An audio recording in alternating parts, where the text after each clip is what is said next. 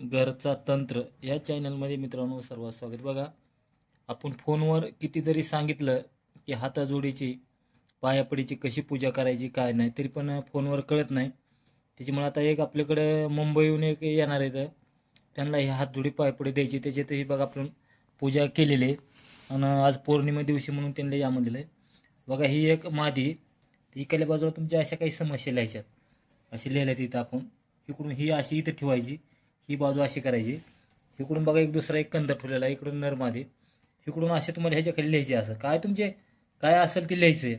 आता मी लिहिलेलं आहे इथं, तुमच्या काय समस्या असतील ते असं लिहायचं. असं कागद ठेवायचा, कोरा कागद भेटला तर बरंच आहे. आणि असं घेऊन ह्याच्यावर थोडं थोडं हळद कुंकू टाकायचे आपल्याला मित्रांनो. आता तुम्हाला सगळं दाखवायला लागलो किंवा कसं करायचं. आता कुंकाचं घेतलं आहे, ह्या बोटानं थोडं थोडं कुंकू टाकायचं ह्याच्यावर. असं वरून असं थोडं थोडं असं खाली कुंकू टाकायचं. किंवा लय बी टाकायचं नाही, असं उली उली टाकायचं, फक्त हळद टाकायची नाही मित्रांनो. नुसतं कुंकू टाकलं तरी चालतंय. हे बघा, असं टाकायचं एक 4-5 वेळा 4-5 वेळा असं कुंकू टाकून घ्यायचं. बघा, कुंकू टाकून घेतलं आणि असं टाकल्यानंतर एक आपला एक जप भेटतो. ज्याला ज्याला हातजुड्या लागणार आहेत त्या माणसाला आपण एक जशा अडचणी आहेत, समजा काही असतील तर नवरण मंत्र, देवीचे मंत्र ह्याला अलग अलग द्यायचे. तर कोणत्या कोणत्या कामासाठी ती म्हणजे जशी समस्या आहे आपल्याली, कोणाला काय कोणाला काय तसं ते आपल्याला द्यायचं. देवीचा कुठला बी जप करून आपल्याला हे घरात ठेवायचे मित्रांनो. सर्व घरात तुम्हाला अडकवून ठेवायचे. ह्याच्यामध्ये बी देवीचा वास आहे, हनुमंताचा वास आहे. आणि हे हातजोडी पायाजोडी नरमादी अशा पूजा करायची.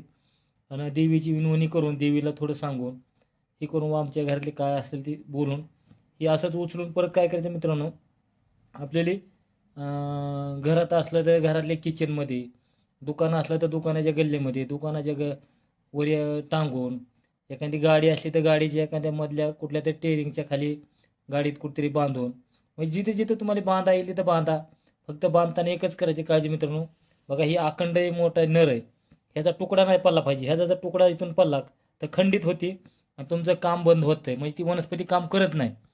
म्हणून अखंड घ्यायची आपल्याला. कधी बी तिचा एक एक सध्या आपल्याला बघा एक तिचा मुळी सध्या तोडायची नाही इनाकरण. त्याचं बघा आपल्याला मुळ्या पण आहेत. आता काही लोक देतात तर त्याला मुळ्या नसतात, आपण त्याची मुळी अगं तिच्या माती सध्या काढलेली नाही, हाय अशी ठुली काही त्याचे काढायचं नाही इनाकरण. आपण हिला देऊन घ्यायचं नाही, हिला काही चाकू लावायचं नाही, तर काही करायचं नाही. आपण हाय असं काढलेलं आहेत. खांदताना पण आम्ही काय केलं मित्रांनो, ह्याच्याकडे खांदीत असताना ह्याला लोखंडी पर्श होऊ दिलेला नसतो, म्हणून खांदताना पण बाजूनं खांदून आळूच हातानं काढून घेतलेले असतात. काढताना पण काळजीपूर्वक काढायचे असतात. तर हे असे एकदम नरमादी आणि हातापाय जोडी पायपडी हात जोडी एकदम चांगल्या प्रकारे काम करतात. घरात तुम्हाला ठेवायला आहे.